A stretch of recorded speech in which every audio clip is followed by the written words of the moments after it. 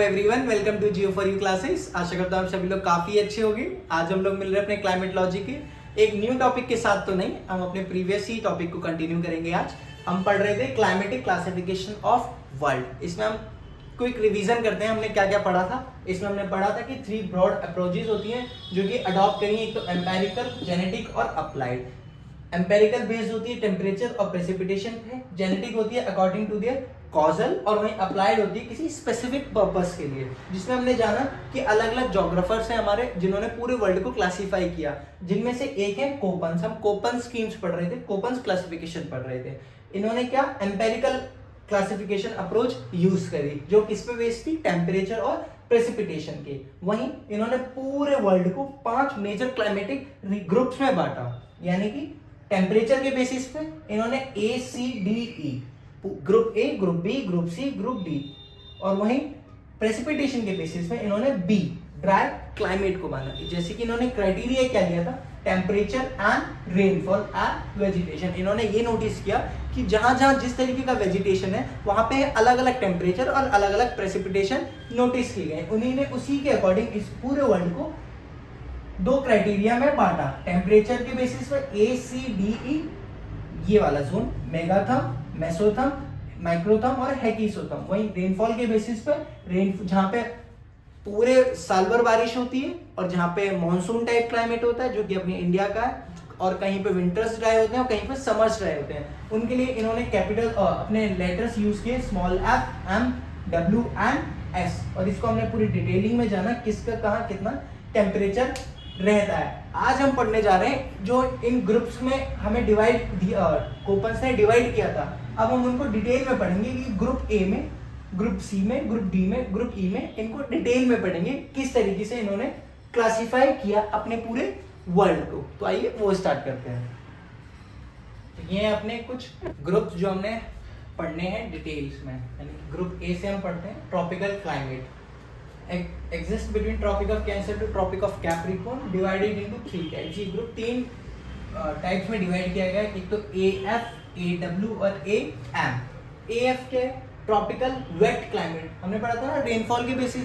A तो हो गया टेम्परेचर, और फिर दूसरा स्टेप क्या है, रेनफॉल, यानी कि F। यहाँ पे सालों भर बारिश होती है, तो वहाँ मिलता है ट्रॉपिकल वेट क्लाइमेट। और सालों भर बारिश कहाँ होती है, 0 to 10 degree north and south latitude. Equatorial region के पास सबसे ज्यादा बारिश होती है, तो 0 to 10 degree north and south latitude में मिलते हैं अपने ट्रॉपिकल वेट क्लाइमेट AF। वहीं tropical evergreen forest and large biodiversity are found. ये तो हमें वैसे भी पता था ना, पूरे इक्वेटर के पास सबसे ज्यादा बारिश होती है और सब एवरग्रीन फॉरेस्ट मिलते हैं और लार्ज बायोडाइवर्सिटी होती है, तो AF। वहीं 10 से 20 के बीच में अगर जाएंगे AM, ट्रॉपिकल मॉनसून क्लाइमेट मिलेगा हमें। कहाँ, 10 to 20 degree north and south जाएंगे तो found over the Indian subcontinent, north east part of south America and northern Australia. Winter is dry. ये अपना इंडिया का भी है ना ऐसी क्लाइमेट, AM यानी कि ट्रॉपिकल मॉनसून क्लाइमेट। तो अकॉर्डिंग टू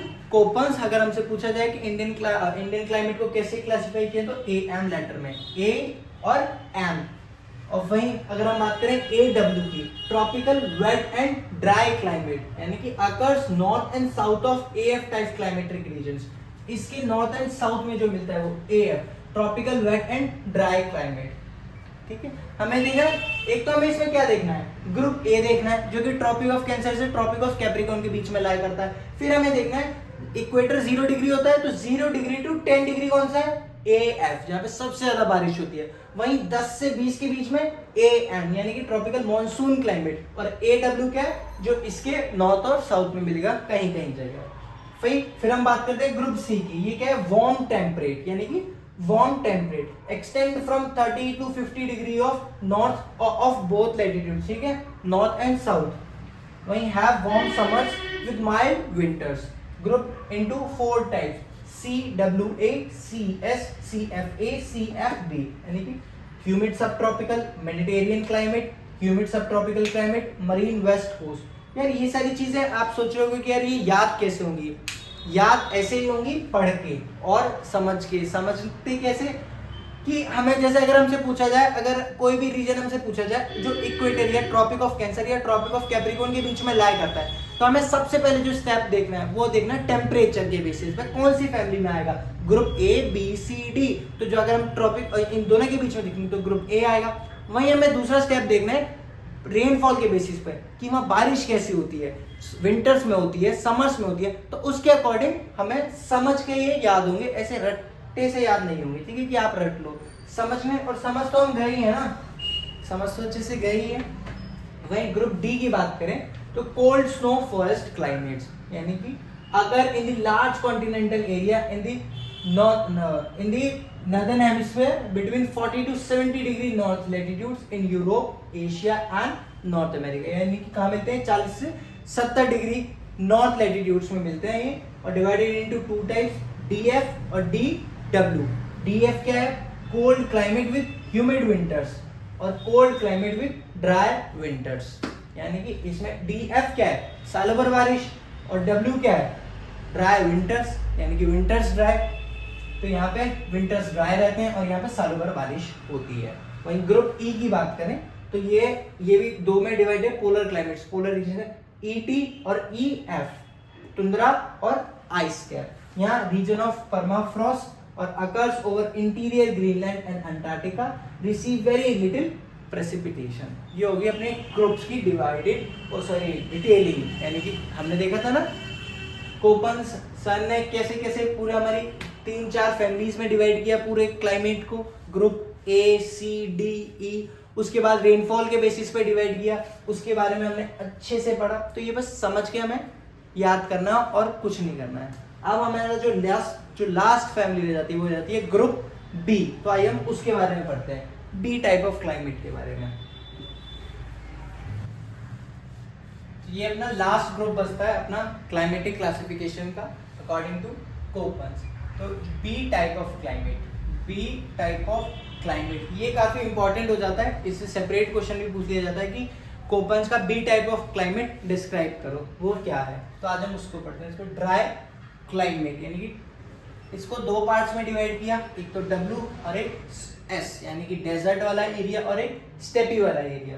डेजर्ट वाले एरिया में बी डब्ल्यू एच, यानी कि सब ट्रॉपिकल डेजर्ट, जो अपने सब ट्रॉपिकल डेजर्ट है ना, उनके लिए इन्होंने क्या यूज किया, डी डब्ल्यू और एच, यानी कि बी टाइप ऑफ क्लाइमेट, डब्ल्यू डेजर्ट और एच सब ट्रॉपिकल डेजर्ट। वहीं स्टेपी के लिए इन्होंने 3 डिवाइड किया, B S H sub tropical steppe grassland के लिए इन्होंने क्या यूज किया, बी एस एच। वहीं बी एस के इन्होंने टेम्परेट ग्रासलैंड, टेम्परेट रीजन में भी अपने ग्रासलैंड है ना, तो उनके लिए इन्होंने यूज किया बी एस के। वहीं बी डब्ल्यू के टेम्परेट डेजर्ट, टेम्परेट में भी अपने डेजर्ट है ना, कमेंट करके बताओ कौन से अपने डेजर्ट हैं टेम्परेट रीजन में, और ट्रॉपिकल रीजन में कौन से अपने डेजर्ट्स हैं। कुछ कोल्ड डेजर्ट्स हैं, कुछ वार्म डेजर्ट्स हैं, है ना।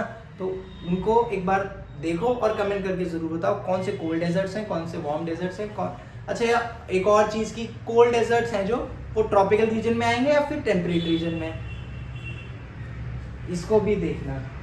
तो ये हो गया अपना बी टाइप ऑफ क्लाइमेट। इसी के साथ अपना क्लाइमेटिक क्लासिफिकेशन, यानी कि जो कोपन्स है बाय कोपन्स, यानी कि कोपन्स क्लासिफिकेशन भी कह लो, तो ये अपना आज टॉपिक कंप्लीट होता है। अब हम दूसरी टॉपिक के साथ किसी मिलेंगे अपने क्लाइमेटिक क्लासिफिकेशन में, जो किसी और ने थ्योरी दी है अपने ज्योग्राफर्स ने, उनके साथ। तो यहाँ इसको यहीं कंप्लीट करते हैं, मिलते हैं किसी नेक्स्ट वीडियो में। तब तक के लिए थैंक यू सो मच।